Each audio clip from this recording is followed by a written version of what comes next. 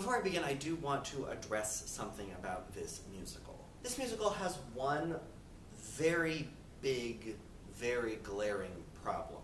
This problem being their portrayal of the character of Umbridge. Upon reflecting on where exactly to address this, I decided that I'm going to do it at the end of this show. Umbridge is such an important character to the overall plot that it is a little difficult to decide exactly where to talk about it, so I just decided that I'm going to wait until I am done talking about the show, and so before I talk about my final thoughts, I will do a video on Umbridge. I just wanted to make sure that that was known before diving in, because yes, it is a very big problem, but yeah, I'm going to wait until the end of the show to address it. So, let's go ahead and dive into the very first song.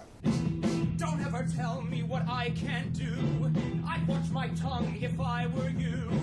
For all we know, you know who could be watching us. The beginning of this musical starts off right where the previous one ended. Voldemort is dead and his followers are in turmoil. Among them is Lucius Malfoy, who has an evil plan to reveal. This musical starts off strong with a really solid villain song.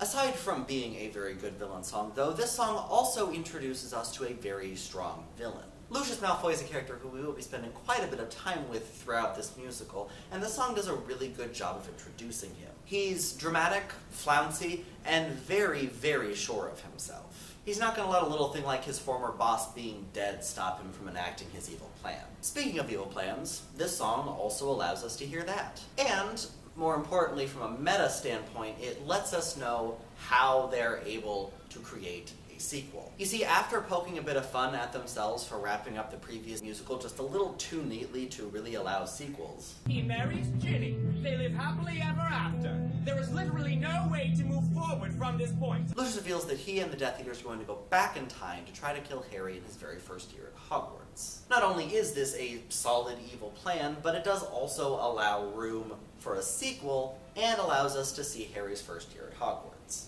The song also does one more thing extraordinarily well. It allows us to see just how incompetent some of these Death Eaters really are.